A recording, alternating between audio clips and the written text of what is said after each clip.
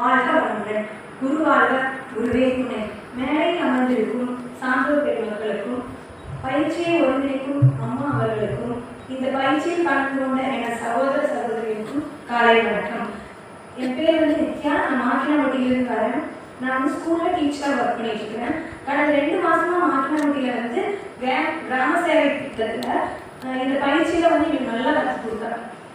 எப்படின்னா, உடலுக்கு உடற்பயிற்சி, மனத்துக்கு தவம் அகத்தாய்வு பயிற்சி, நீண்டு வாழ்வதற்கு நீர் ஆயுள் கிடைப்பதற்கு காயகல்ப பயிற்சி, அடுத்து ஜீவகாந்தத்தை பெருக்குவதற்கு